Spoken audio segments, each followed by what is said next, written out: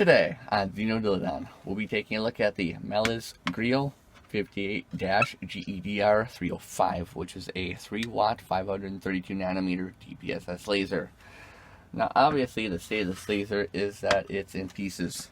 Now my friend got this laser and he powered it up and there were problems with the power supply. So he replaced some transistors, MOSFETs, a couple of other parts in it, plugged it back in, more smoke came out.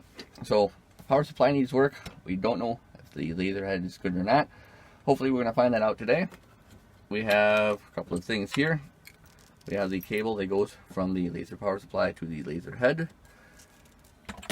A box of miscellaneous parts.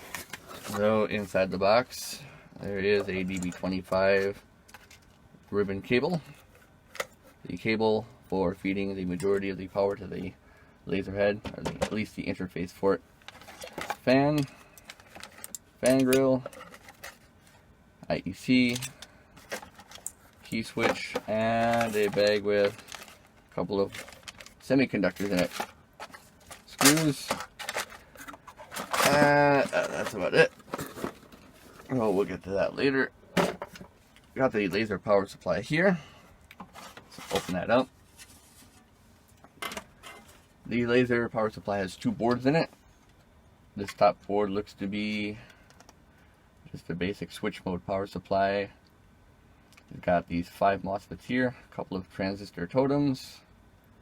Looks to be a control IC for driving the power supply. Got the main output here and a 12-volt tap. Nice big inductor. I wonder if it's for filtering. Probably is. We'll go ahead and test those MOSFETs out later on. And we have this board right here. And this is the board that does all the control as far as regulating current to the pump diode and the thermal management. And we'll get into testing some of the parts on this as well. So a little bit of how these boards connect. Go back to the main power supply here. So probably get a DC voltage out of these two, maybe 24 volts. And each one of these has 2 taps on it, so 2 wires per each. The laser driver board gets power here and here, so there's a positive and a negative tap, and the board is kind of split this way. So power comes in through these, and it goes over to this side right here. And we have a chip, 2 semiconductors, probably MOSFETs. We'll go ahead and test those out later. And we got 2 inductors, got a resistor here, got some filtering capacitors, and then the output to the pump diode. So this right here is a resistor for measuring the current. You can see this wire right here. It goes up, and whatever that wire goes to controls a current. Then we have this side of the board right here, so plus and minus, which goes over to a pair of what looks to be H bridges, so probably 4 N-channel MOSFETs, and the associated drive chip for those. We have the LD Thermoelectric Cooler, so that's for regulating the temperature of the pump diode on the inside of the laser head. And then we have XTEL. And now I know what this is referring to. It's referring to the resonator for the KTP on the inside of the laser head. That's a weird marking. XTEL. I wonder what that... Oh, I get it. Okay, it's crystal. Think of this like Christmas. So, it would be crystal, as in the laser, has a crystal in it. That's clever. The output to the pump diode TEC. So those fins there. And we have 2 probably programmable chips right here. The Altera is one of them, and Atmel. Yep, so those are 2 microcontrollers. But yeah, so I'll probably test those out. I think these are probably fine. Oh, that's what we have to work with. And let's move that off to the side here. Take a look at the laser head. So 2 main components on the laser head. We have the actual laser itself right here. I've done a pinout on it already, so I know what goes to what. We'll open up this laser, take a look at it, I'm sure, at least for aesthetic purposes. And then underneath the laser, we have this really big heatsink assembly. Boy, that's a wonderful sound it's making. It's a really big heatsink on there, and there's a reason for that. I'll get into that later on in the video. The output window here. So, pretty fancy laser. Anyway, let's get into looking at the power supplies. Let's start off with this board from the power supply, which does the conversion of the mains voltage, 120 volts, into a DC voltage for the other board. Now, my friend said that something was smoking. He said it probably was from a resistor, and I'm thinking it was from these right here. Now, there's going to be a big problem with this power supply board. We're going to be hunting for bear. We're not going to be looking for a little problem. So, the first and obvious thing to do is to check those 5 MOSFETs to see if they're good. For that, I'll be using my multimeter, and I'll be setting my multimeter in diode mode. What diode mode does is it provides a voltage from the multimeter, and it checks whether a semiconductor is good or not. If a semiconductor is bad, it'll do a long beep, and if it's good, it'll do a quick, short little beep. So if you hear a beep, it's just letting me know that it's getting its numbers all in a row. So for example, let's test this diode right here. Other way around, negative on cathode, positive on anode. So a short beep is good, perfectly fine, usually. Let's go ahead and test these MOSFETs, and the way we're going to do that is we're going to test between source and drain, and then from source to gate. So either it's short across the high side where it gets the larger amount of current, or it's shorted on the side where it gets its control signal. So the way we're going to do that is, because these are most likely N-channel MOSFETs, is we're going to start by putting the negative of the meter on the source. Since these are backwards, the source is going to be on the right side. Most typically on this board it is labeled. So source is here, and then we're going to check the drain. Drain is usually center pin. You can find out which pin it is on your MOSFET on the associated data sheet, but I'm going to check the center, which is also common with this. So if it's bad, we'll get a long beep. If it's good, we'll get a short beep. And that's bad. So now what we're going to do is we're going to check from source to drain. The drain is on the right, so long beep bad, short beep good. So that looks bad. So we're going to go ahead, we're going to mark that with an X. You're out of here. And we'll do the same for the rest of them real quick.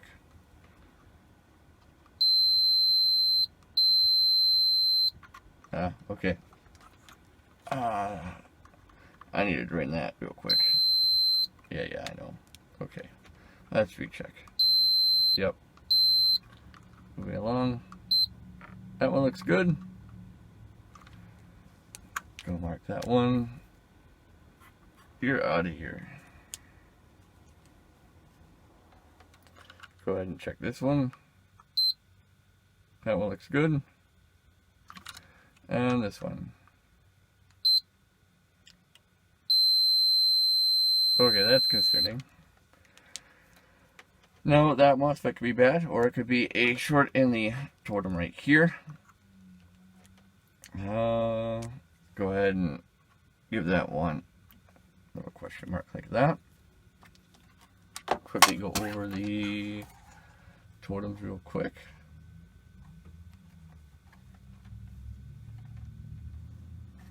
That's the general. That's fine.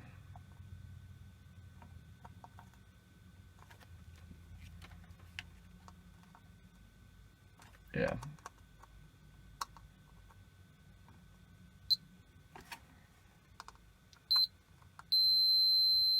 Okay, so that could be from the MOSFET, or it could be a bad transistor there.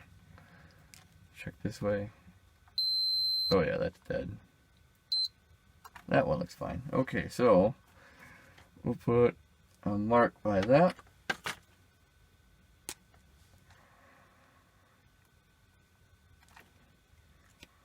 Ooh, it's chilly in here. And we'll go check the other board.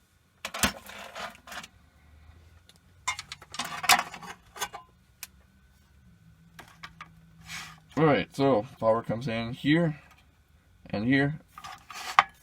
Check and see if that's shorted using resistance on the multimeter.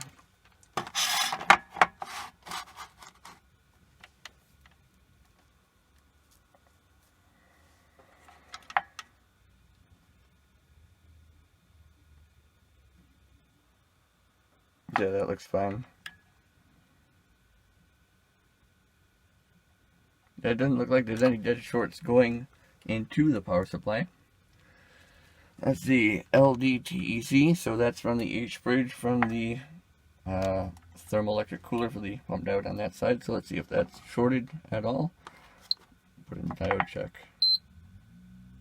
That looks good.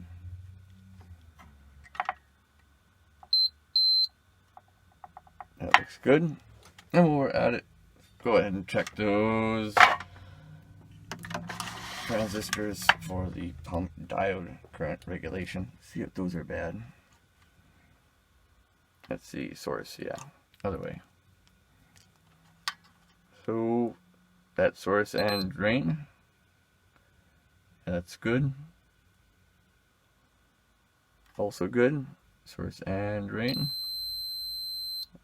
Okay, so that could have been just charging up the caps. Yep, that seems okay. So, looks like that this board is perfectly fine, and there's probably no damage on it. Let's get into checking the laser head. Alright, so here's the laser head itself, and it comes in two pieces. The one part, where the laser itself is actually on the inside, and a big heatsink on the bottom. Now the reason why the heatsink is so big is because there are two thermoelectric coolers on the inside of the laser head, as well as the pump laser diode, which makes quite a bit of heat itself. The first thing I'm going to do is I'm going to test the pump diode using the same method that I did to test the MOSFETs on the boards. So that'll be, once again, diode check. On the back, there is some solder, and that is to prevent electrostatic discharge on the pump diode. If you have lasers and they're not connected to a driver, do that. Put something conductive around the inputs to your pump diode or laser diode. I have a pinout. This pinout I made looking at the laser a couple of months ago, just kind of getting a feel of how everything is connected. And these two outer areas are for the pump diode. So, same thing I'm going to do. Do the negative on the cathode and the positive on the anode, and flip it around. Okay, that's concerning. So the pump diode itself could actually be bad inside of this laser head. Now normally there are two diodes, which is why I flipped it around. One diode is the laser diode, and the other diode on the inside is just for reverse protection. I'm going to go ahead and open up the laser, so that way I can test the pump diode itself directly.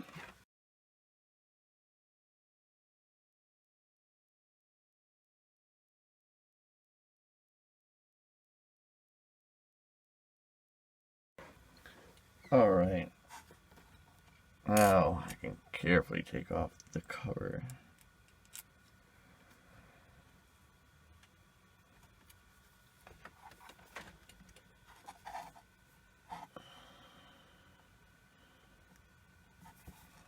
It's quite a seal on that laser.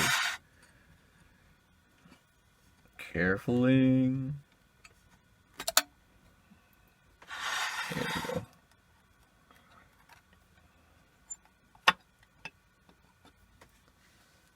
And look at that. Let's take a look at the inside of the laser head in fine detail.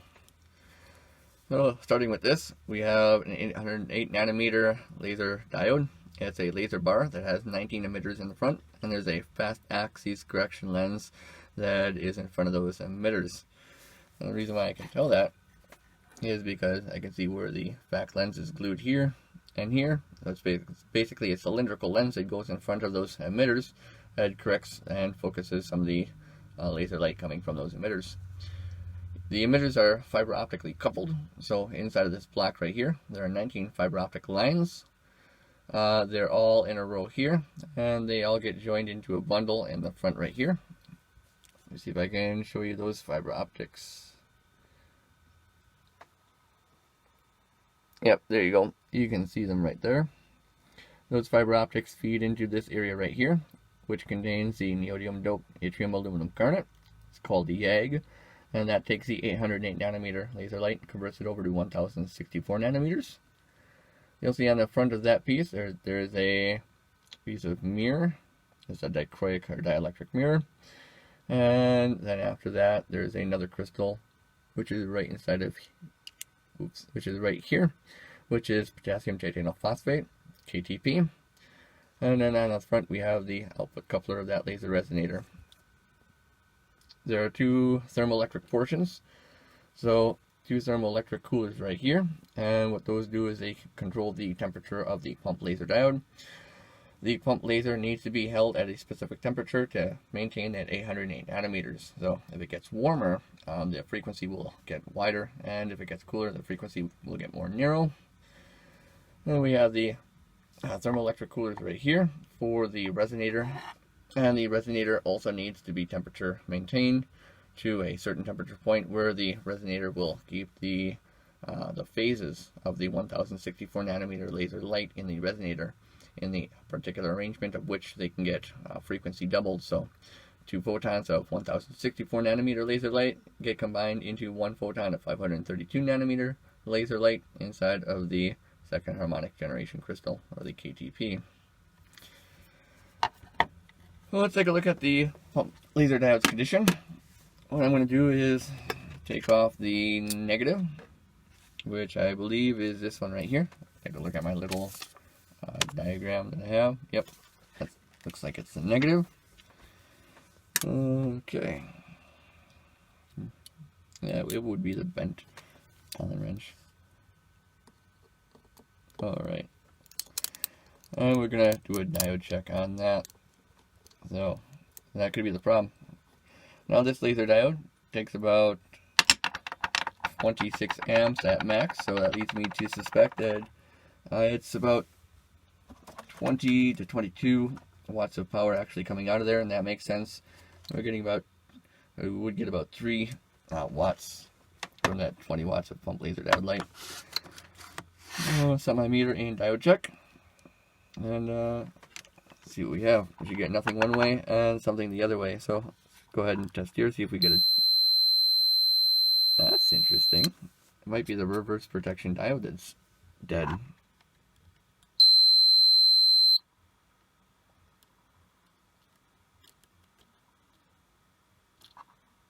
Oh, I'm stupid. Okay, no, that's part of the block, never mind. Alright, let's go test at the pump laser diode.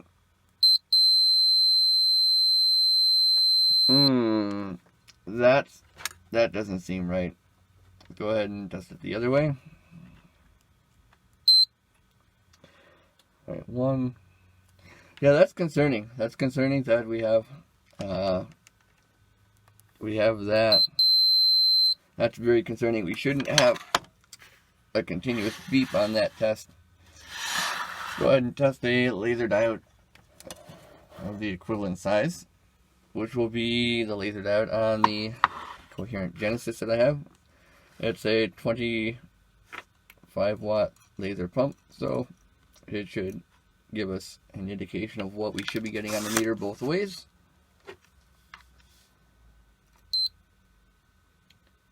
One, 3. Alright, let's see if we get that same long beep. No. Okay, so we have good indication that that pump diode on the Melles Griot is dead, and that would certainly explain why those MOSFETs on the power supply decided to go bad. So basically what we're doing is we'd be shorting out about 26 amps of current through those MOSFETs. Well, that's unfortunate. Not much I can do about that. Okay, well, let's get this put back together.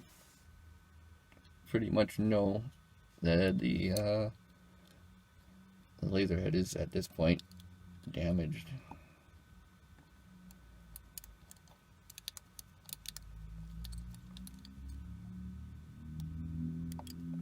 Alright, now that I've gotten a good look on the inside of the laser head and the power supply, here's what I think it needs. I think that the laser head itself needs a new pump laser diode. probably 25 to 30 watts, and that particular form factor is pretty easy to find. Well, finding one with the FAC lens on it already might be difficult, but I can always take the FAC lens off this and put it onto a new laser bar. It looks like this side of the power supply, the high side, high voltage side, these 3 MOSFETs need to be replaced, and I would replace all the transistors in the amplifying totems that drive the MOSFET gates. And I say that because if these are shorted across the gate, some of the high voltage may have backfed into the gate and into the transistor totems, therefore damaging them. So these 3 MOSFETs, transistor totems, just replace them. It'd be the easiest thing to do. I don't think there's any problem with this side of the laser driver. I think everything on here is okay. So once this is fixed and once the pump diode is replaced, it should work as normal. At least that's my thoughts. So this laser might be fixed eventually. It might not be. That's pretty much where we're at. Or is it? Today on Diode Check, we'll also be taking a look at the Laser Power Micro Lasers 532 nanometer 3 watt DPSS laser, which looks suspiciously like the Melles Griot 58-GEDR305. This one does work. So shall we?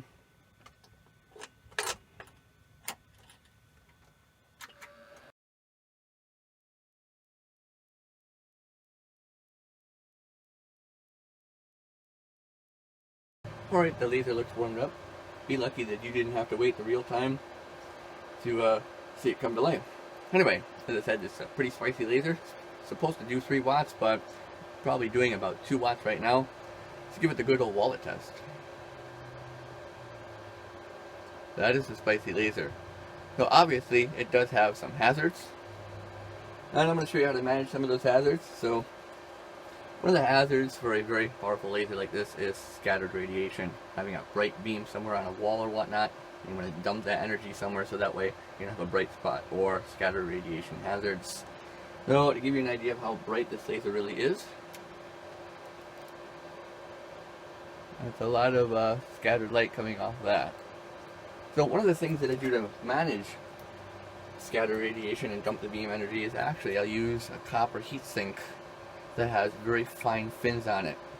Now, you wouldn't think this makes much sense, but it's actually quite effective. So let's do the same thing. You want to have it placed at a 45-degree angle, so that way the light gets trapped in the fins. Find a good place for it, and it gets rid of quite a lot. Quite effective. Anyway, little tip. So, there's an interesting question I have about this laser, because it has a fluke. Let me show you that fluke. I'm sure you'll have questions after seeing it as well. I'm going to turn off the laser. I'm going to remove this front. Going to remove this front lens assembly. There we go. Because that lens assembly has an interesting task. So I'm going to turn the laser back on.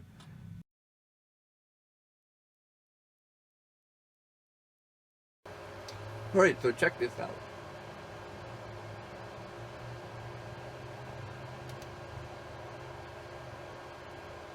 The laser head itself actually makes 2 beams, which I find really interesting.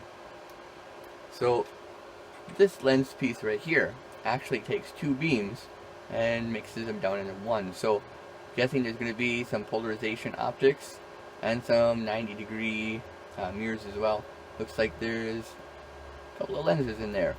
There's some damage to this optic and it's not properly collimating the beam, so I'll probably end up getting inside there and seeing if I can clean that up and fix it. I might have available optics and I can replace that with here. But yeah, we're going to get inside that laser head and see exactly how it works. Very curious.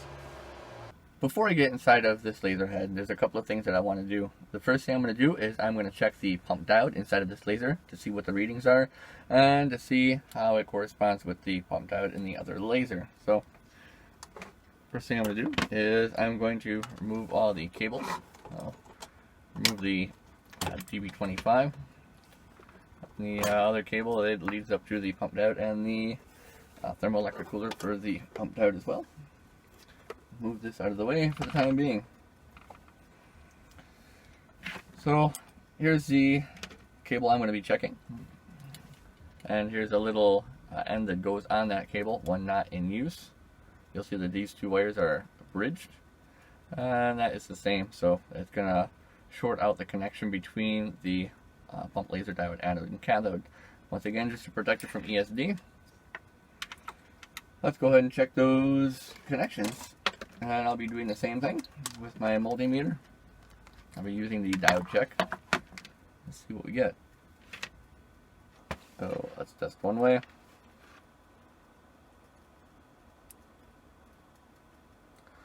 One point 1.2. No beep. Let's test this way.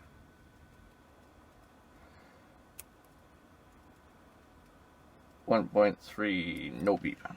So that's what we should be getting on the other laser head. So I'm almost 100% certain at this point that the pump diode inside of that laser head is dead.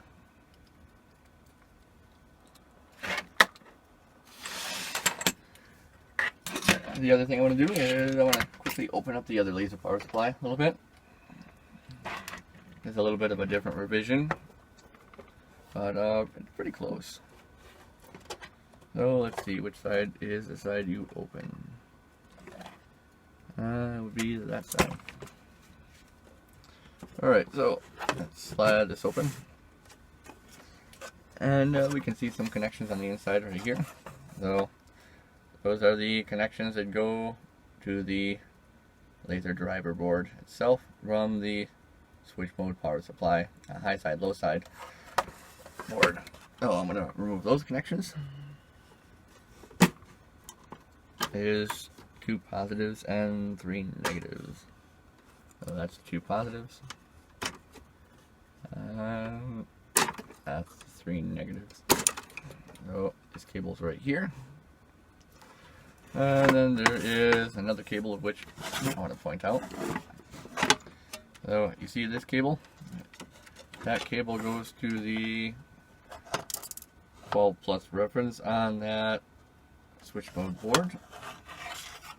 And it goes to the coaxial connection right here, that white wire that goes out to the back of the laser driver. So that looks to be an interlock, so it would be that coaxial right there. So it looks like it provides 12 volts to the laser driver board, because it won't turn on without the laser head plugged in. So a little bit of a safety feature, that way the driver doesn't get damaged if the laser head isn't connected, which is nice. Go ahead and put this all back together real quick. And that's about all that we need to see on the inside of this.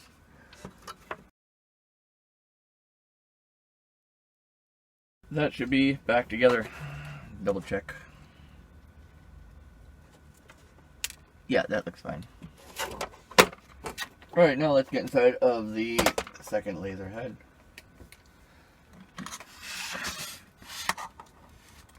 Now my question actually, as far as the construction, is I'm wondering if there's some sort of collimating lens right after the fiber optics that focus that light into the neodymium doped yttrium aluminum garnet, the YEG crystal, because I didn't see that on the other laser. I'm kind of curious on how that's all focused. I also have an idea of why we get 2 beams out of this laser, and I'll get into that a little bit more once we're inside the laser head.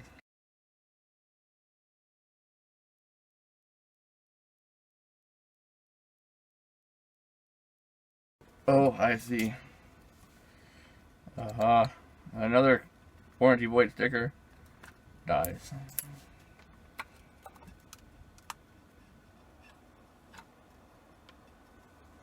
No, it's exactly identical. I was suspicious that there might be a lens inside of this one, but apparently don't need a lens to operate it. Alright, well, now that we have it open, let's see how it looks like when it's fired up. And now for the moment that everybody has been waiting for, to see one of these lasers powered up without the top cover. Once again, this laser uses a fairly powerful pump diode, 20 to 26 watts of laser energy coming off of it. That's quite a bit of light.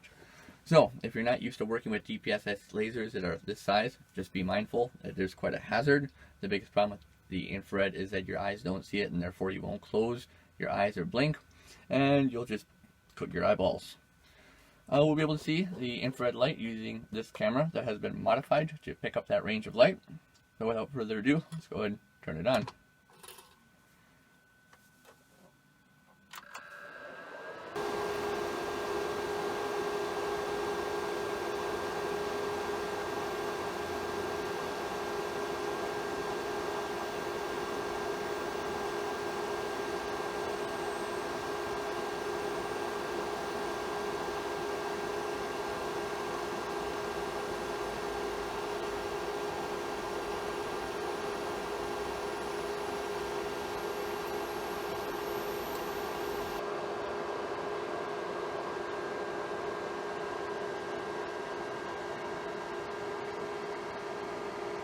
Alright, I'm going to go ahead and turn off the shop lights.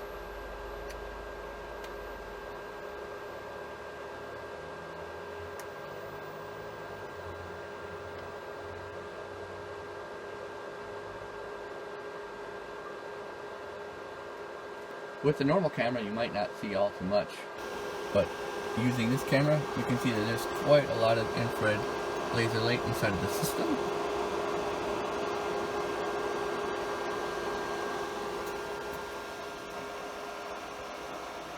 There's a bunch of it going right on the back wall there.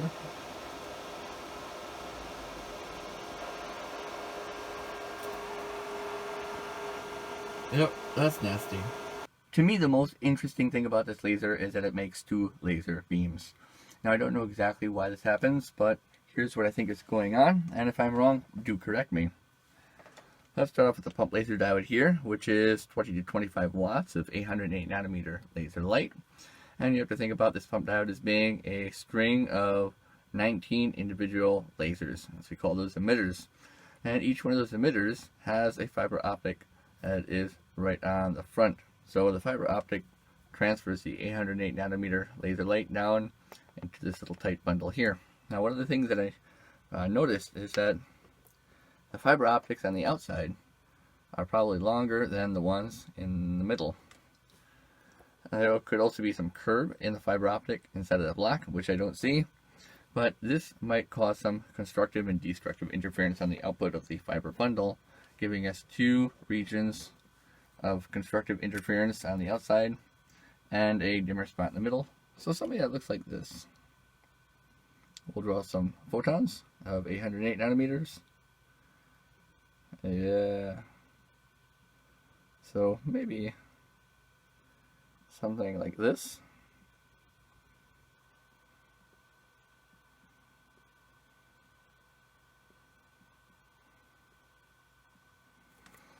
And that would give us 2 points of energy on the neodymium doped YAG crystal.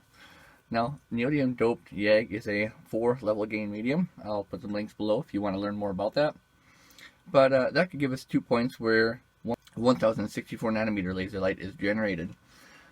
So let's draw some slightly bigger waves and see if we can keep those relatively nice looking. So those waves of 1064 nanometer laser light will be emitted like this into the potassium titanium phosphate crystal. And because we have two regions of higher energy, I think what might be happening is that those regions of energy are drawing themselves closer together. So they're kind of merging like this.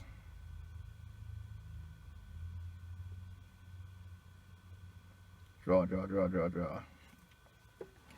Now, the 1064 nanometer laser light will continue traveling through the potassium titanium phosphate, and they'll come out of the other end like this and hit this reflector, which is the second harmonic generation output coupler. And then they'll get bounced back. So they'll travel back like this through the KTP crystal, and they'll hit the high reflector.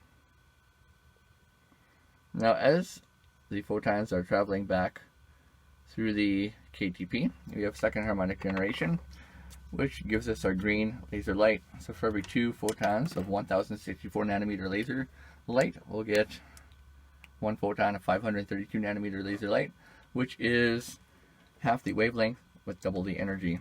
So that'll start to get generated in here. And what I think is going on is, I think the generation of the green is following these high energy regions inside of the crystal. So we're getting something like this. It doesn't work. How big side it shall be. So let's draw those lines of 532 nanometers. So they'll start to generate maybe like this, and then they'll reflect off the high reflector and come out this way.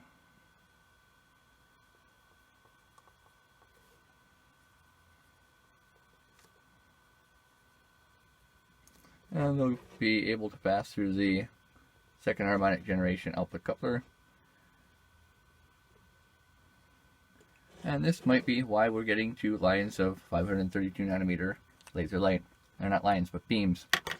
Regardless of how they're created, we still have them. So let's take a look at how Melles Griot took and combined those 2 beams into one. Now it's time to collimate and join those 2 laser beams together. They come out of the laser head using the additional optical assembly that goes on the front. But before we do that, let's take a look at the beam profiles of those 2 beams. And as the laser warms up, I want you to take a look at 2 things. The first thing is you'll notice dark spots and light spots that jump around, which is due to things like thermal lensing and mode hopping in the laser resonator for second harmonic generation as it comes up to temperature. The other interesting thing is it looks like they're mirrored images of one another, with one being 180 degrees rotated in contrast to the other, which leads me to think that there are in fact 2 high energy regions inside of the KTP that are interacting with one another. Let's go ahead and take a look at that.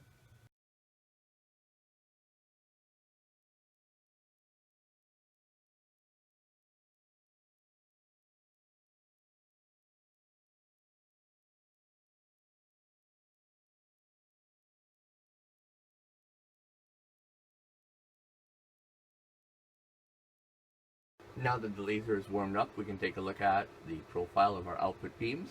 And at about 6 foot or 2 meters, we get 2 dots that are about 30 millimeters in diameter.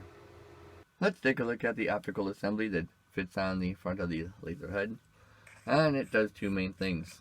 First thing that it does is collimate the laser beams. And there's a lens inside of this larger piece right here, which is the collimating lens. And what this lens does is it takes those laser beams and it makes them more narrow, so we get a nice tight output. This piece right here takes those 2 laser beams and combines them into a single beam. And this is a bit of a tricky part to understand.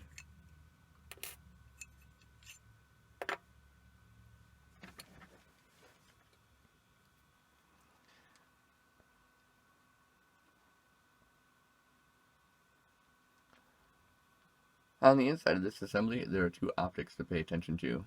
So there's this first surface mirror right here, and that takes the laser beam that goes through this hole, and it reflects it up at about a 90-degree angle. Now you'll notice in here, there's a portion of darker material that is sandwiched between these 2 pieces of glass. That's a dual-purpose optical sandwich right there, and the first thing that it does is it rotates the polarization of the laser beam that's reflected from that mirror by 90 degrees and reflects it out at 90 degrees out the front here. The laser that comes through this hole right here doesn't get changed at all and simply passes through this entire block right here and straight out of the front. To help you understand exactly how the beam mixing portion of the optical assembly works, I have a few diagrams and some functional demonstrations to show you.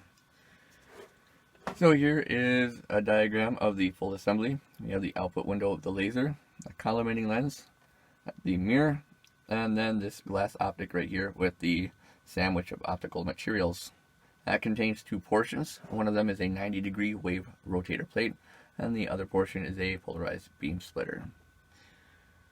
Well, let's discuss the polarized beam splitter first, so you understand why exactly we need a 90-degree wave rotator plate. To do that, I'm going to have this white piece here, and I'm going to take out a beam splitting cube, explain how that works.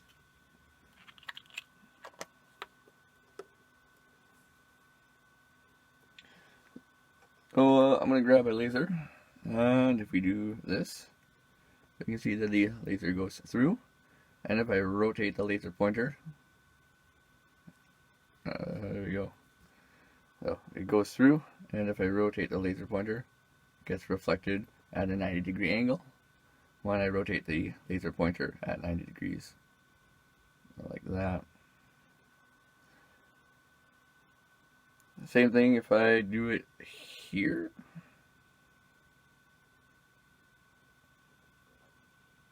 So you have to think about the laser beams coming out of the lasers having the same polarization. When they have the same polarization, both of them will either pass through the cube or be reflected off at a 90-degree angle instead of passing directly through the cube. So we can change the state of polarization using an additional optic. I don't have a 90-degree wave rotator plate, but I do have a piece of natural mica. And natural mica gives light a circular polarization. So, this is an example of how we can change the polarization state of a laser beam using an additional optic.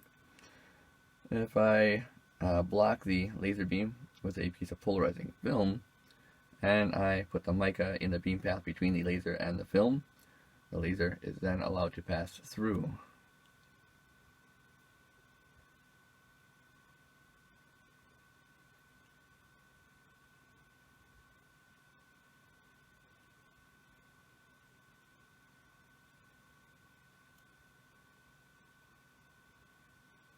Yeah, that's better.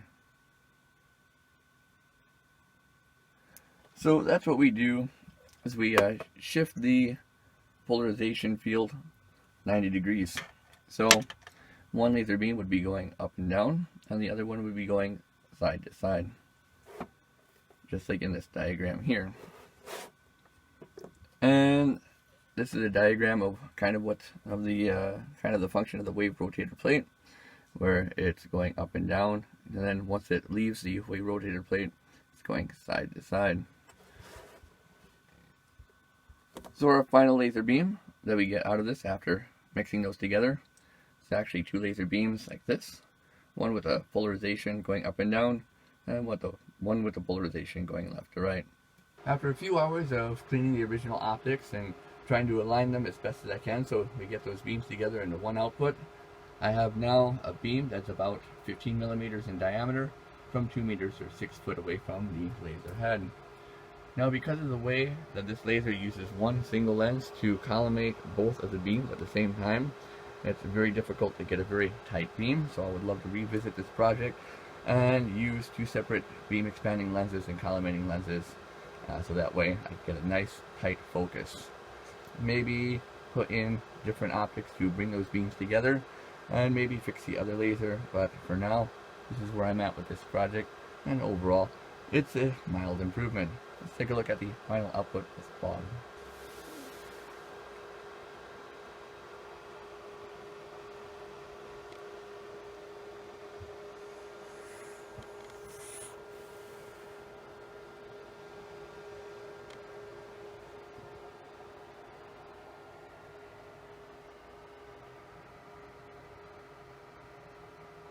Oh, it's better, but not great. Anyway, I also have some pictures and some video footage of the laser that this came out of. It's a show laser that just did green, and I'll throw up those pictures and some of the video footage after this video. That's about it. As always, stay tuned for more.